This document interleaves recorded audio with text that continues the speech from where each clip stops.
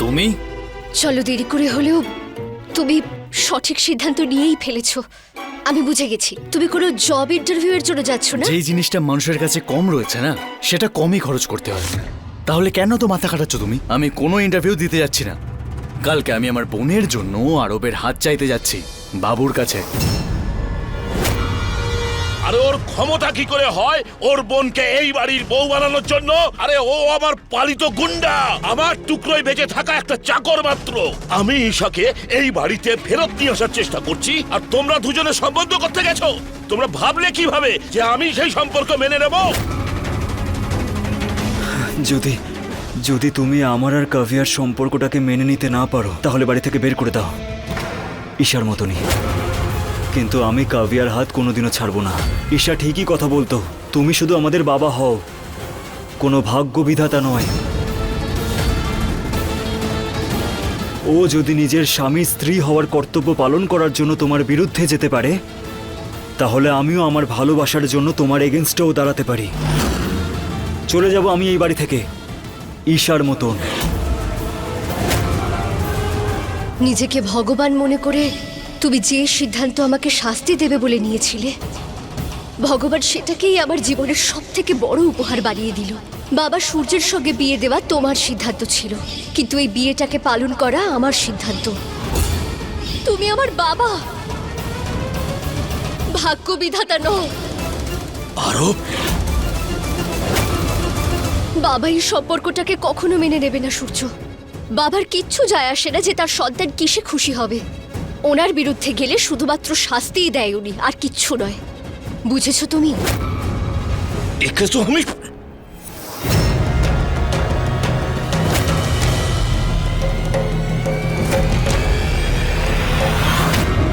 না বাবা, আমি আপনার সামনে হাত জোড় করছি, প্লিজ। ওমা, যদি তোমার পেটে আমার বংশের নাতি না থাকতো তাহলে তুমিও এর মধ্যে আসার সাজা পেতে।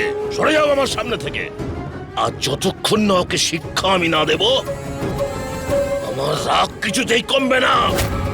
সরে যাও। না বাবা, না বাবা, প্লিজ। এটা কি? আরে তোমার রেজাল্ট এসেছে। ও হ্যাঁ, আজকে তোমার রেজাল্ট ছিল। কি হয়েছে দাদা? ঈশা, আমি ফেল হয়ে গেছি।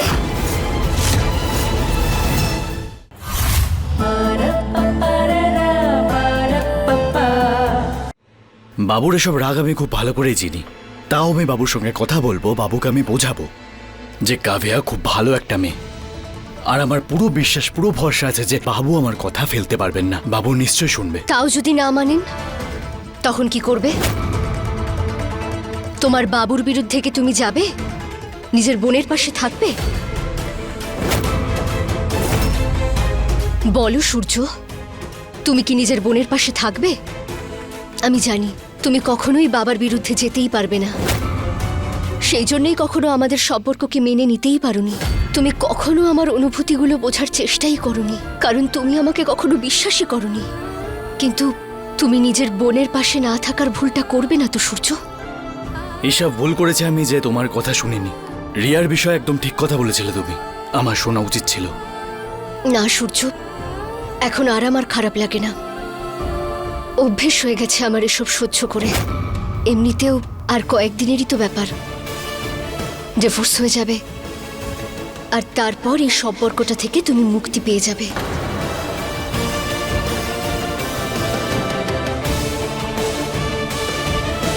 তবে তুমি আমার প্রশ্নের উত্তর দিলে না কিন্তু সূর্য। নিজের বোনের পাশে থাকবে তো তুমি?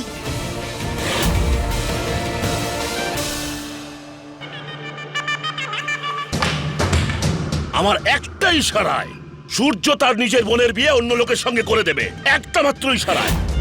কেননা ও আমার কথা কখনোই ফেলতে পারবে না, কখনো না। বলো সূর্য, কার পক্ষে যাবে এবার? তোমার বাবুর পক্ষে নাকি নিজের বোনের পক্ষে?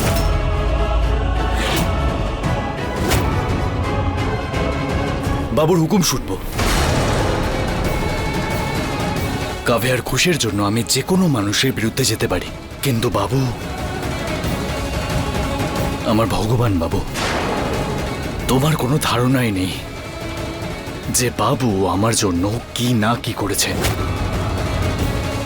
আমি বাবুর বিরুদ্ধে যেতে পারবো না। ভেবেছিলাম আমার যাওয়ার আগে অন্তত এই সিদ্ধান্তে আমরা একে অপরের পাশে থাকব, কিন্তু না। যেমন বলে না, দুটো সরল রেখা পাশাপাশি থাকলেও কখনো এক হতে পারে না, ঠিক সেভাবেই আমরা একসঙ্গে যতই চলি না কেন কখনো এক হব না। একটা বিয়ে তুমি তোমার বাবুর ইচ্ছেই করেছো, এবার একটা বিয়ে তোমার বাবুর ইচ্ছার বিরুদ্ধে হবে, আর তুমি সেটাকে আটকাতেও পারবে না।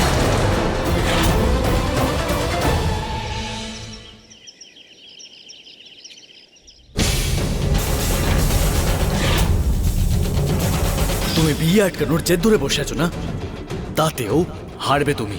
যদি জিতে যাই তাহলে আমি আমার তারিখব কেটে ফেলবো। সূর্য দাদা না, না সূর্য দাদা, সূর্য দাদা প্লিজ করো না। তোমার হাতে ধরছি, তোমার পায়ে পড়ছি, তুমি প্লিজ এটা করো না। আমি এটা দেখতে পারবো না দাদা, না না না। যখন বুক ঠুকে কথা দিয়েছিলাম, তাহলে পিঠ কিভাবে দেখাবো? পেছনে সরতে পারবো না আমি। চল। এই ঈশ্বরে ভগবান, এটা দেখার আগে আমাকে আপনারা শেষ করে দিন।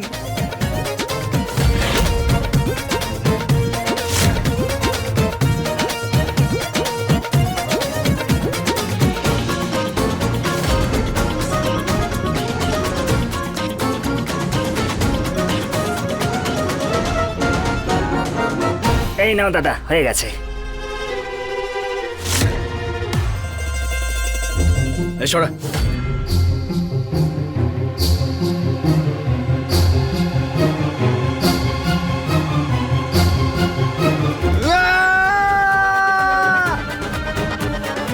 কেটে ফেললে দাদা, কেটে ফেললে, সব কেটে ফেললে। দাড়ি গোপ সব চলে গেছে। ওই সমস্ত পৌরসত্ব, সমস্ত শক্তি, এই এই এই এই স্টাইল সব চলে গেছে। ডিম কি ছাড়ানো ডিম, ছাড়ানো ডিম মনে হচ্ছে তোমাকে? কে এরকম একজন নিষ্পাপ বাচ্চা গুন্ডাকে কে হপ্তা দেবে তোমাকে? কেউ দেবে না, কেউ দেবে না দাদা, কেউই দেবে না। আর গোপ দাদা, গোপ পৌরসত্বের চিহ্ন হলো এই গোপ চিহ্ন। আর তুমি তোমার সেই চিহ্নটাই আর রাখলে না। হায় হায় হায়, তুমি খুব ভুল করেছো দাদা, খুব ভুল করেছো তুমি। আমি দেখতে পারবো না এটা।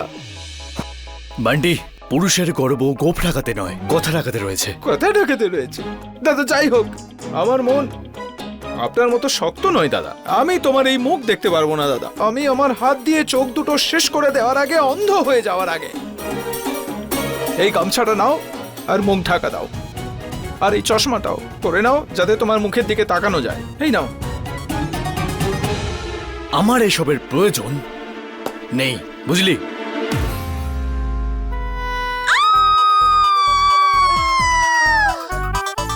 আরে এ কি দেখলাম?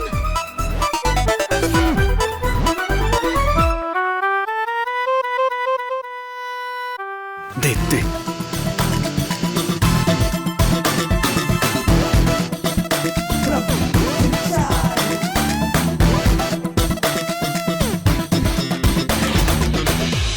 ওহো, নিশ্চয়ই ওয়েট করছে, লেট হয়ে গেল। এ অন্ধ, দুধ। আরে বৌদি,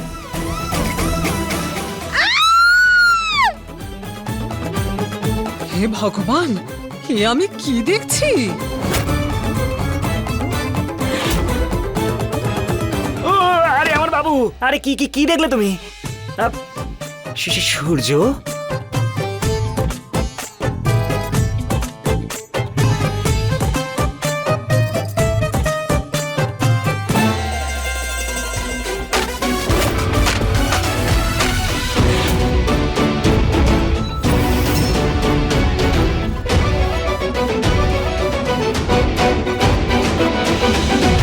হে ভগবান, কি দেখছি? এসব কি?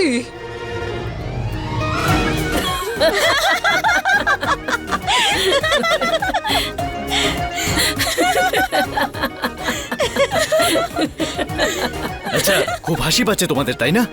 তোমরা কি ছোটবেলায় আমাকে এভাবে দেখোনি যে হাসছো যখন হি হি হি?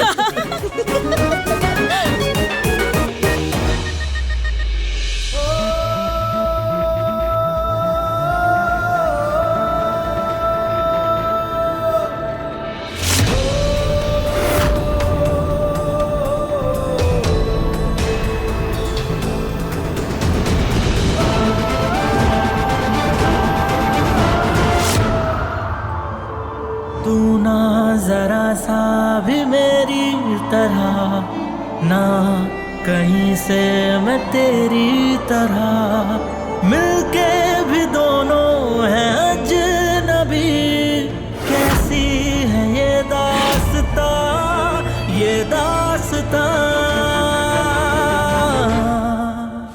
তুমি বিয়ে আটকানোর জেদ ধরে বসে আছো না, তাতেও হারবে তুমি। যদি জিতে যাই তখন? তাহলে আমি আমার দাড়ি গোঁফ কেটে ফেলবো।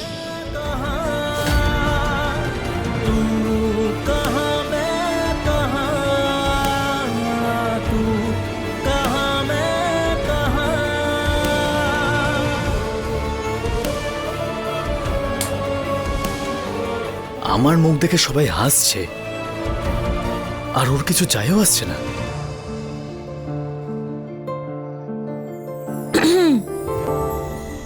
বৌদি, তুমি দাদার ওইরকম ফেসটা দেখে কোনো রকম রিয়াক্ট করলে না কেন? কি হয়েছে? তোমার কি দাদার কিউট কিউট ফেস পছন্দ হয়নি? পছন্দ? আমি তো ভাবতেই পারিনি যে সূর্য এত হ্যান্ডসাম।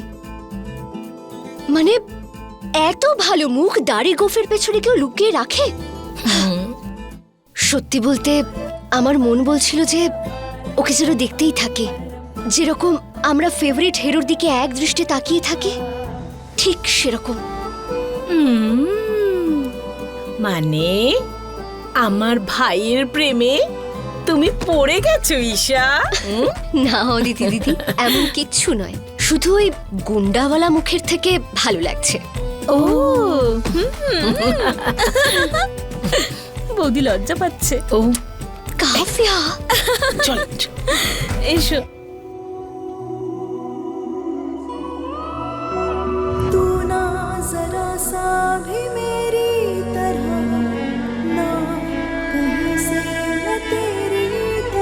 কিছুদিন পর এই বাড়িতে সবাই থাকবে, সূর্য, কাফিয়া, অদিতি দিদি, শুধু আমি ছাড়া। আমাকে এখান থেকে চলে যেতে হবে, তাও সারা জীবনের জন্য। এটা কি? আরে তোমার রেজাল্ট এসেছে। ও হ্যাঁ, আজকে তোমার রেজাল্ট ছিল। কি হয়েছে দাদা? এসব আমি ফেল হয়ে গেছি।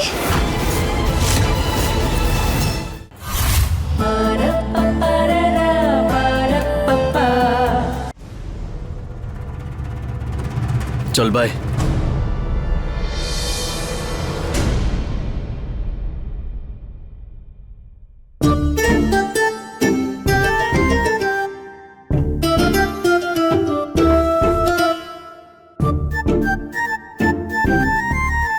ঠাকুরপো, এসব নতুন কি নাটক শুরু হয়েছে? হ্যাঁ, দাড়ি গোফ কামিয়ে ঘুরে বেড়াচ্ছে।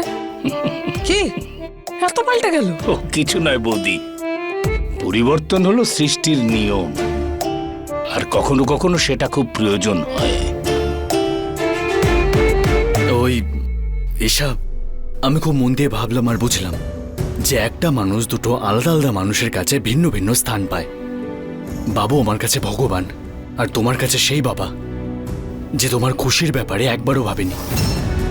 আমি বাবুর বিরুদ্ধে কোনোভাবেই যাব না। যদি আমি বাবুর বিরুদ্ধেও না যাই, তাহলে আমি তোমার বিরুদ্ধেও যাব না।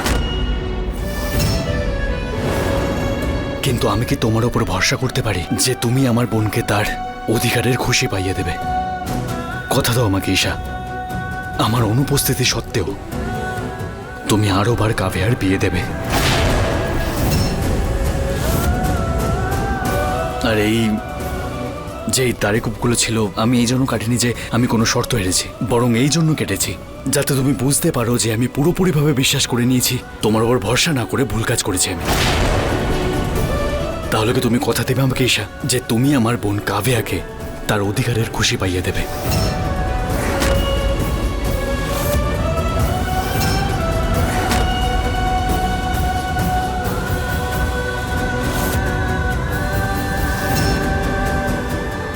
আমি কথা দিচ্ছি।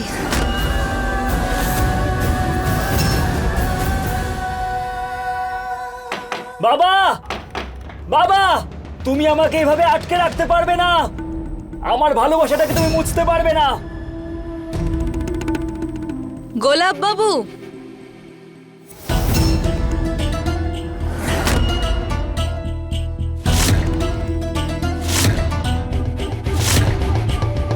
তোর সাহস কি করে হলো গোলাপ সিং এর বাড়িতে পা রাখার? যদি নিজের ভালো চাস তো তাহলে চুপচাপ বেরিয়ে যায় বাড়ি থেকে। এখানে আসার সাহস যখন দেখিয়েছি তখন কথা না বলে আমি যাব না। এইটুকু নিশ্চয়ই বুঝে গেছেন আপনি। বসুন, আরে বসুন বসুন, আমার কথা শুনে আপনার লাভও তো হতে পারে। দেখো মেয়ে, তুমি আমাকে কিভাবে বন্দি করে কাভিয়ার থেকে দূরে রাখতে পারবে না? দরজাটা খোলো। মনে হচ্ছে আপনি আপনার ছেলেকে ভালোবাসার শাস্তি দিতে কোনো কার্পণ্য করেননি। যে ব্যক্তি গোলাপ সিং এর বিরুদ্ধে যাওয়ার চেষ্টা করে সে অবশ্যই শাস্তি পাবে। এই জন্য বলে দিচ্ছি, তুমি এখান থেকে চুপচাপ বেরিয়ে যাও। চলো। শাস্তি? শাস্তি দেওয়ার মানে তখনই দাঁড়ায় যখন সেই শাস্তি থেকে শিক্ষা নেওয়া যায়, সেই শাস্তির থেকে মুক্তির স্বাদ পেয়ে যাওয়াটা নয়। আপনার মেয়ে অলরেডি আপনার থেকে দূরে চলে গেছে, এত কঠোর হলে আপনার ছেলেও না আপনার থেকে দূরে চলে যায়। গোলাপ সিং এর সামনে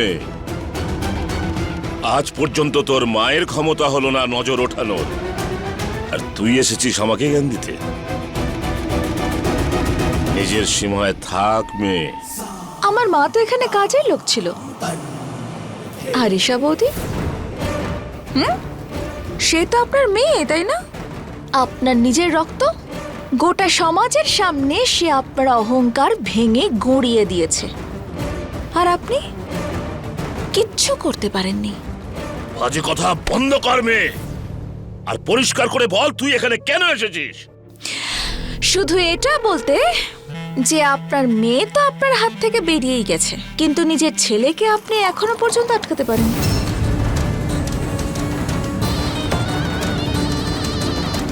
তার একটাই উপায় আছে, কাভিয়া আর আরবের বিয়ে দিয়ে দিন।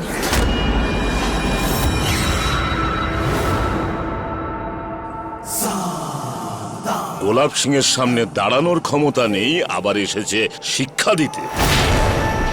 তুই কি চাইছিস তোর কথা অনুযায়ী আমার ছেলের বিয়ে তোদের মতন গরিবের বাড়িতে দিয়ে দিই?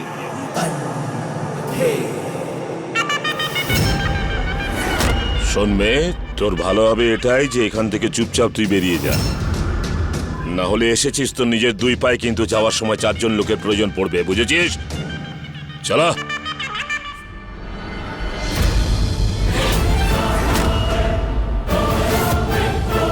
আমি তো এমনিতেই শেষ হয়ে গেছি, যদি প্রাণটাও চলে যায় কোনো আফসোস নেই।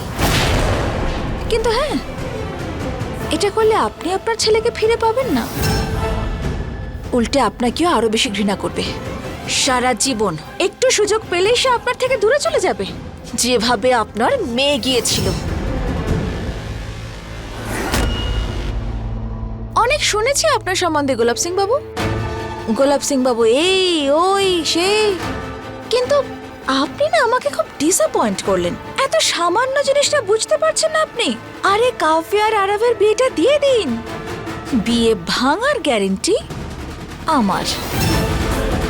আমি আছি তো, কেন আপনি জোর করে নিজের ছেলের সামনে খারাপ হবেন, ওর থেকে দূরে চলে যাবেন?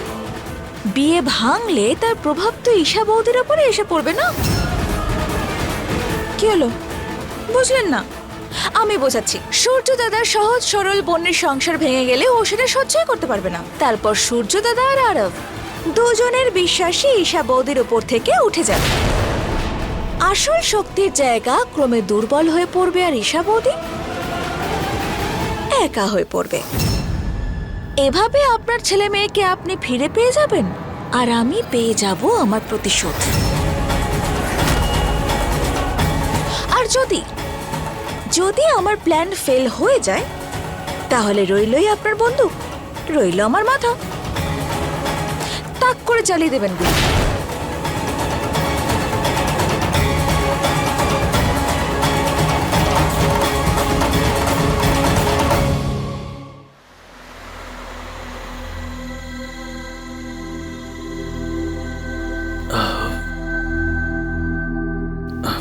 বাবু,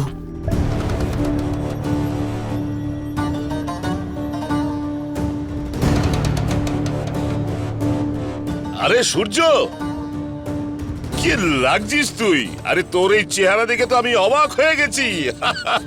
দারুণ লাগছে তোকে। আয় আয় আয়, বেঁচে থাক। বাবু, আপনি আমাকে এখানে দেখে বুঝতেই পেরে গেছেন যে আসলে আমি এখানে কেন এসেছি। নিজের বোনের সম্পর্ক করতে এসেছিস আমার ছেলের সঙ্গে, তাই না? হ্যাঁ বাবু, যদি আপনার এই সম্পর্কে অসুবিধা না থাকে শুধু তাহলে। যদি আপনার সহমত না পাই তাহলে আমিও এই বিয়েতে উপস্থিত থাকবো না বাবু। বাবু, কিছুক্ষণের মধ্যেই আমার পরিবারের লোকেরা উপহার নিয়ে আসতে চলেছে। কিন্তু বাবু, আপনি যে সিদ্ধান্ত নেবেন সেই সিদ্ধান্ত আমার জন্য শেষ সিদ্ধান্ত হবে। রাম রাম রাম রাম, সাহস তো দেখো ওর। বাড়ির কাজ করতে করতে গুলাবের পরিবারের সাথে আত্মীয়তা করতে চলে এসেছে। আরে মা, বা ঠাকুমা,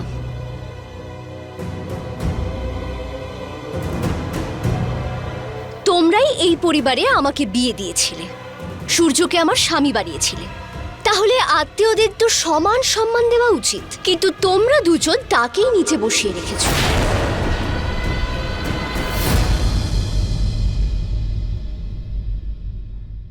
এটা আমার ইচ্ছে, এতে কোনো প্রেশার নেই।